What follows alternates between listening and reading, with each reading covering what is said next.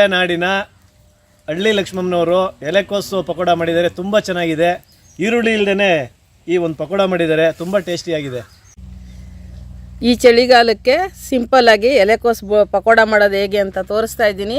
ಬಿಸಿ ಬಿಸಿಯಾಗೆ ಬನ್ನಿ. ಸಾಯಂಕಾಲ ಆಫೀಸಿಂದ ಬಂದ ತಕ್ಷಣ ಮಾಡಿಕೊಂಡು ತಿಂದು ಕಮೆಂಟ್ ಮಾಡಿ ಹೇಗಿದೆ ಅಂತ ಸಬ್ಸ್ಕ್ರೈಬ್ ಮಾಡಿ ಹೇಳಿ ತಿಳಿಸಿ.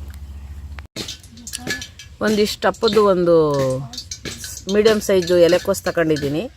ಈರುಳ್ಳಿ ರೇಟ್ ಜಾಸ್ತಿ ಆದಾಗ ನಿಮಗೆ ಈರುಳ್ಳಿ ಇಲ್ಲ ಅಂದರೆ ಎಲೆಕೋಸು ಬೋಂಡ ಹೆಂಗೆ ಮಾಡೋದು ಅಂತ ತೋರಿಸ್ತಾ ಇದ್ದೀನಿ. ಬನ್ನಿ ಹೆಂಗೆ ಮಾಡೋದು ಅಂತ ಹೇಳ್ತೀನಿ. ಕಡಲೆ ಹಿಟ್ಟು ಹಾಕ್ಕೊಬೇಕು. ಇದಕ್ಕೆ ಜಾಸ್ತಿ ಹಾಕ್ಕೊಂಬಾರ್ದು, ಸ್ವಲ್ಪನೇ ಹಾಕ್ಕೋಬೇಕು. ಕರ್ಬೇವಿನ ಸೊಪ್ಪು, ಹಸಿ ಕರ್ಬೇವಿನ ಸೊಪ್ಪು ಚೆನ್ನಾಗಿರುತ್ತೆ, ಟೇಸ್ಟು ಚೆನ್ನಾಗಿರುತ್ತೆ. ಸ್ವಲ್ಪ ಕೊತ್ತಂಬರಿ ಸೊಪ್ಪು ಹಾಕ್ತಾಯಿದ್ದೀನಿ, ನಾಟಿ ಕೊತ್ತಂಬರಿ ಸೊಪ್ಪು. ಸ್ವಲ್ಪ ಹಸಿರು ಮೆಣಸಿನ್ಕಾಯಿ ಹಾಕ್ತಾಯಿದ್ದೀನಿ. ನಾನೊಂದು ಅಂದಾಜ ಮೇಲೆ ಹಾಕ್ಕೊತೀನಿ. ನಿಮ್ಗೆ ಖಾರಕ್ಕೆ ಎಷ್ಟು ಬೇಕು ನೋಡ್ಕೊಂಡು ಹಾಕ್ಕೊಳ್ಳಿ.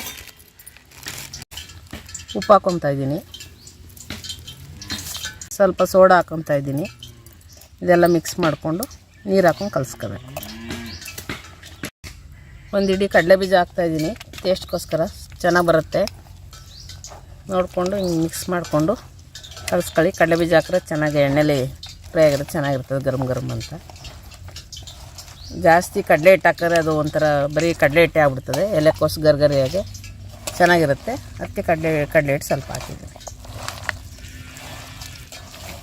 ಎಲ್ಲ ಕಲಿಸಿದ್ದೀನಿ, ರೆಡಿಯಾಗಿದೆ. ಬನ್ನಿ, ಎಣ್ಣೆ ಕಾದಿದೆ, ಎಣ್ಣೆಗೆ ಹಾಕೋಣ. ಎಣ್ಣೆ ಕಾದಿದೆ, ಬೋಂಡ ಹಾಕ್ತಾಯಿದ್ದೀನಿ. ನೋಡ್ಕೊಳ್ಳಿ, ಉಂಡೆನಾರು ಮಾಡ್ಕೊಳ್ಳಿ, ಹಂಗೇರು ಹಾಕ್ಕೊಳ್ಳಿ, ಚೆನ್ನಾಗಿರುತ್ತೆ. ಗರ್ಗರಿಯಾಗಿ ಬೇಯಿ.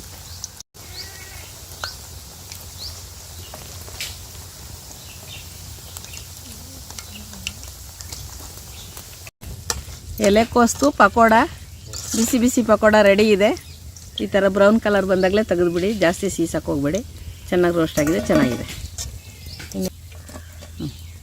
ಮಳೆ ಬರ್ತಾಯಿದೆ, ಚಳಿ ಹಿಡಿಸ್ತಾ ಇದೆ. ಟೀ ಮಾಡ್ಕೊಳ್ಳಿ, ಬಜ್ಜಿ ಮಾಡ್ಕೊಳ್ಳಿ. ಇವಾಗೇ ಸಾಯಂಕಾಲ ಮಾಡ್ಕೊಂಡು ಬಿಸಿ ಬಿಸಿಯಾಗಿ ತಿಂದ್ಬಿಟ್ಟು ಕಮೆಂಟ್ ಮಾಡಿ ಹೇಗಿದೆ ಅಂತ.